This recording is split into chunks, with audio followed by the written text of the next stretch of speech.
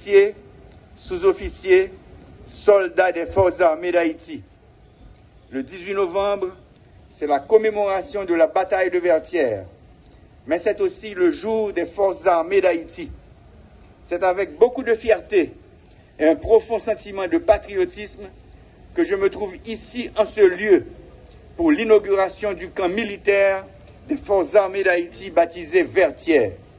Ce projet structurant, envisagé dès la prise en fonction du Conseil présidentiel de transition, se rapporte à l'un des 5 piliers identifiés dans l'accord du 3 avril 2024 pour une transition apaisée, à savoir le rétablissement de la sécurité.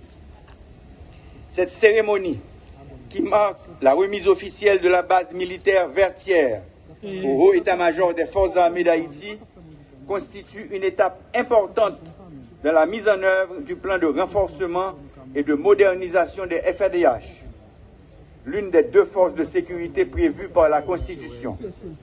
La base militaire Vertières doit être l'école de l'honneur, l'école de la fierté, de la dignité et du patriotisme, et travailler pour la gloire d'Haïti. Dans cette base, les jeunes Haïtiennes et les jeunes Haïtiens apprendront comment servir la patrie jusqu'au sacrifice pour que ce pays demeure, pour que sa dignité soit préservée et que l'étendard bleu et rouge continue de flotter toujours haut parmi les nations.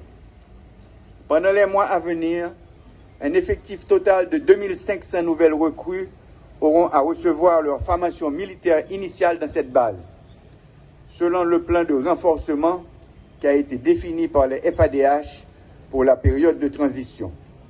En plus, dans le cadre du service national civique mixte obligatoire, cette base sera disponible pour accueillir un nombre plus important de jeunes qui viendront apprendre comment s'impliquer dans les activités de développement national, de l'amélioration des conditions de vie et de défense du territoire. Peuple haïtien, jeudi à m'a inauguré une nouvelle base de l'armée d'Haïti, qui est la base Vertières.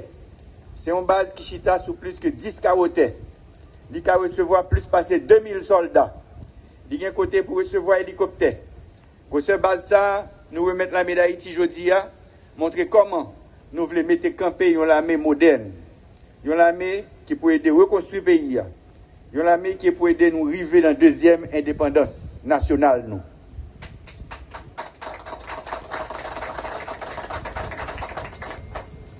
Si nous regardons la cérémonie d'aujourd'hui, nous engagons nous portrait principal héros qui fait bataille Vertières.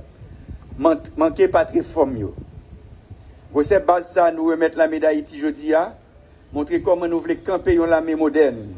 Une armée qui peut reconstruire le pays, une armée qui peut aider nous arriver dans la deuxième indépendance. Là. Si nous regardons la cérémonie aujourd'hui, nous engagons nous portrait principal héros qui fait bataille Vertières.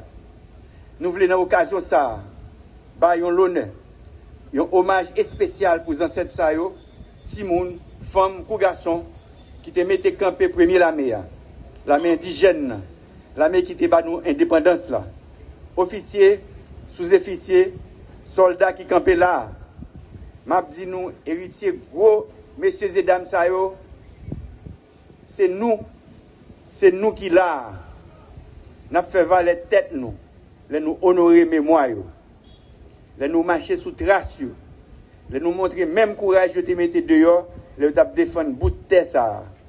C'est pour ça 18 novembre, pendant que nous célébrons la bataille Vertières, nous devons prendre conscience que les ancêtres nous, héros et héroïnes nationales nous, doivent une inspiration pour nous. Ils apprennent nous ces consciences, travail et courage qui pour permettre de nous porter la victoire. Nous avons un bon exemple. Cette nouvelle armée pour laquelle nous travaillons et dont Haïti a grand besoin à ce carrefour dangereux de son histoire, doit se renforcer pour approfondir les techniques de guérilla urbaine, la capacité à surveiller et défendre les frontières maritimes, terrestres et aériennes. Cette nouvelle armée pour Haïti doit être en mesure d'apporter les réponses rapides et adéquates en cas de catastrophe naturelle.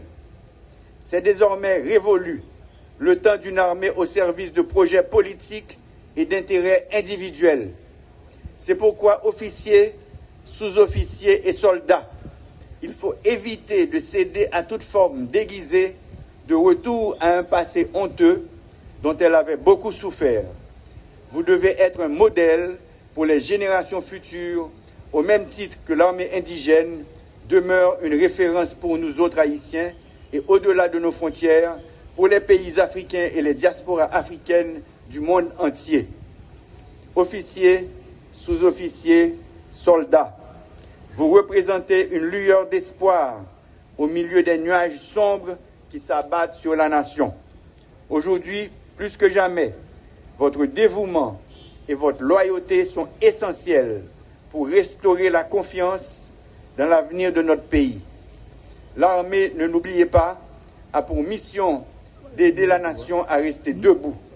C'est pourquoi votre engagement doit être sans faille dans cette lutte acharnée pour permettre à notre pays de renouer avec la paix, la liberté et la prospérité.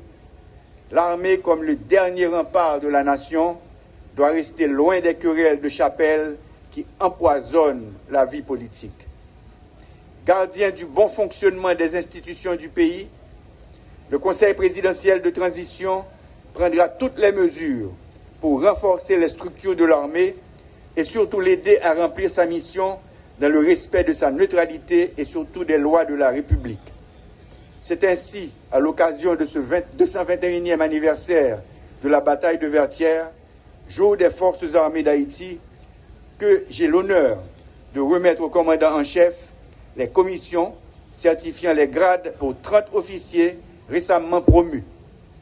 Je ne cesserai jamais de rappeler que ces promotions ne sont ni un couronnement, ni une sorte de récompense, mais une augmentation de responsabilité. La nation attend les retombées de ces promotions et distinctions à travers un engagement plus renforcé dans le rétablissement de la sécurité et dans la surveillance des frontières. Poursuivons le travail avec sérieux, patience et patriotisme jusqu'à ce que vienne le jour où Haïti sera en mesure de reprendre totalement la responsabilité de la défense de son territoire. Parce que jour va, jour vient. Aujourd'hui, c'est Haïti, avec son armée, avec son peuple, qui doit se mettre debout. Elle se met debout pour affirmer la foi en son avenir et sa détermination à résister aux grands défis, en particulier au terrorisme et aux actes d'intimidation de forces ténébreuses qui cherchent à saper ses fondements en incitant les jeunes citoyens à porter les armes contre leurs propres sœurs et leurs propres frères. Haïti est plus que jamais résolu à renforcer ses institutions, son armée et sa force de police pour opposer la force qu'il faut à ces fossoyeurs de notre patrie, aussi bien qu'à leurs supporters et complices nationaux et étrangers. C'est ainsi que depuis cet espace, désormais emblématique pour la défense nationale, je renouvelle à la face du monde et en présence de tous mes compatriotes l'engagement résolu et inébranlable du Conseil présidentiel de transition à travailler jusqu'au dernier jour de sa mission pour briser ce cercle infernal de la violence.